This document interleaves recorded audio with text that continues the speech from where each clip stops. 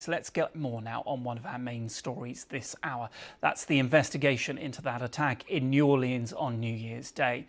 The area around where the attack took place in Bourbon Street has now reopened to the public. Flowers and memorials have been laid, and some people held vigils for the 14 people who were killed. The FBI has said it now believes the attacker, Shamsud-Din Jabbar, was acting alone. Well, we've learnt the names of 9 of the 14 victims. One of them was Tiger Bech, a former All-Ivy League kick returner playing for the Princeton Tigers from 2016 to 2018. Well, his brother Jack has been speaking to my colleague Sumi Sumaskanda. Jack, thank you for joining us. I am so sorry for your loss. How are you and your family doing today? We're doing all right. Obviously, it's pretty tough, losing somebody like my brother. He was such a great person.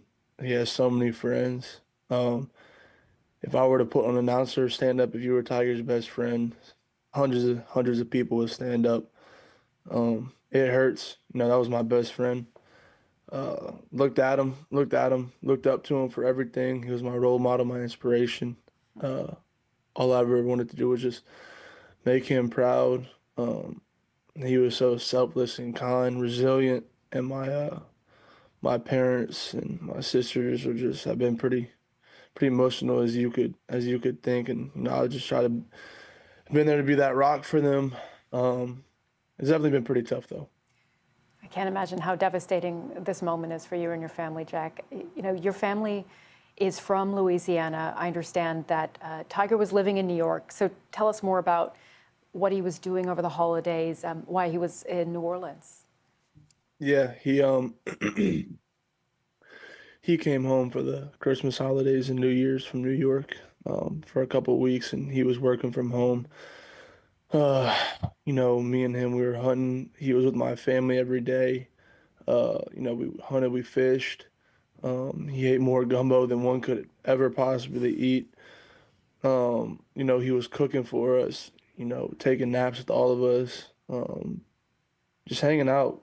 He was seeing all his friends, people he hasn't seen in so long. And it's just, I think God was preparing us for this moment, the way he was just going about it. It was just different, it was the best Christmas me and my family have ever had. So very little arguing and disagreeing.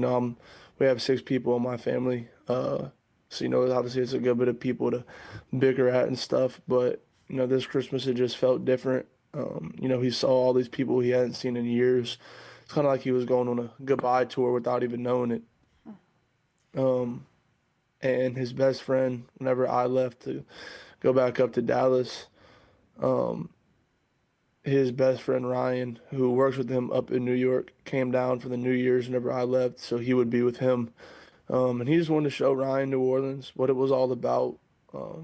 Show Ryan how much fun the people in Louisiana are, and the smiles that they all give off, and just he wanted to show off how great New Orleans was and how great of a place it was, the food, the atmosphere, the people. So him and his best friend, and my parents went to dinner Tuesday night, and my parents drove home back to Lafayette, and my brother and Ryan, they went out, and then obviously everything unfolded. Jack, you've been talking a little bit about the fact that you spoke to your brother on the phone just hours before New Year's Eve. Can you tell us a bit about that conversation? Yeah. It was just another phone call. Like I said, that's my best friend, my inspiration, my role model. We talked every day. He was the first person I told about, whatever it was, good, bad, and different. He's talked to him so much. And it's just, we thought it was gonna be another regular conversation. I was just showing him I was at my uncle's house in Dallas, and he was in New Orleans, my parents eating, and I was showing him what we were eating, and he was showing us what he was eating. But the last words that we ever told each other was I told him to be safe and that I loved him, and he told me how much he loved me.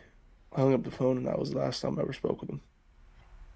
Tell us a bit more about your brother. You said, he's your role model, your best friend, quite the football player as you are as well. Oh yeah, he was a beast in every way in life. His name was Tiger, and it was very, very fitting. He was a go-getter. He was a smaller guy, 5'8", 5'9", and from a young age, he just fought. He was always a fighter, whatever it was, whether it was in sports, whether it was that, just wherever it may be, in every facet. He was a fighter, and his name was Tiger. And like I said, it just fit him so much. He, like I said, he loved Louisiana. He loved his family so much, his friends so much. Like I said, if I were to ask people to stand up if they thought that they were his best friend, hundreds and hundreds of people would stand up because that's just the type of guy he was.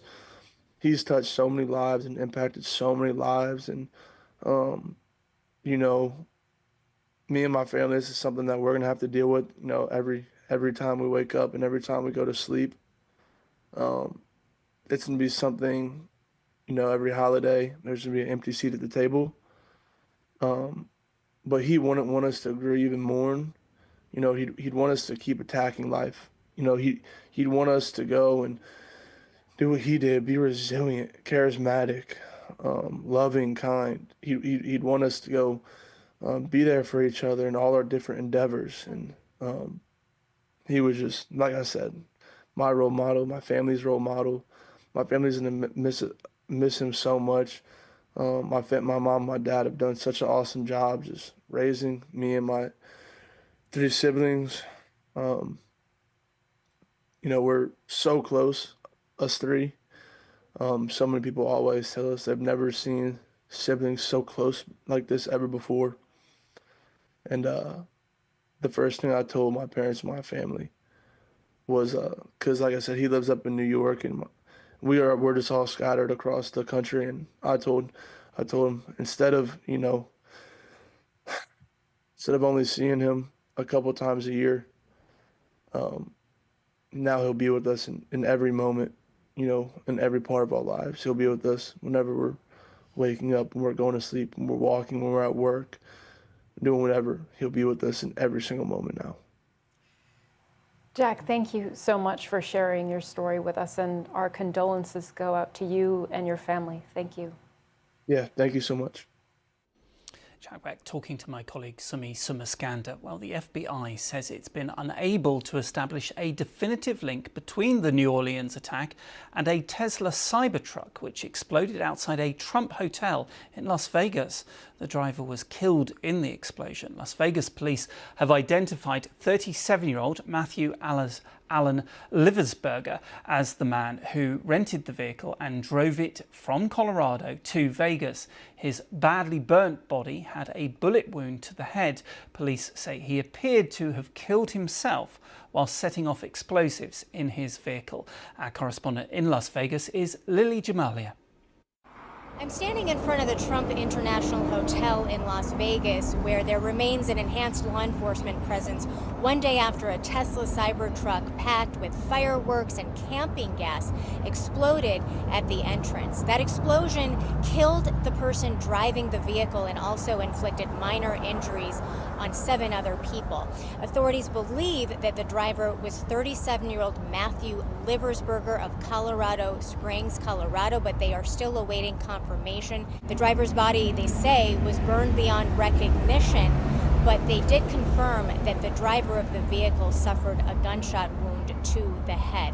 Now, there are a number of parallels between what happened here and what took place on the same day in New Orleans. Both incidents, of course, taking place on New Year's Day, both involving members of the military who were born in the United States. We also know from law enforcement that both men used the same service, a company called Turo, to rent the vehicles that were involved in these attacks. While law enforcement officials say that the attack in New Orleans was an act of terrorism, they're not saying that that was necessarily the case here. Here in Las Vegas, the attack is being investigated as an entirely separate incident.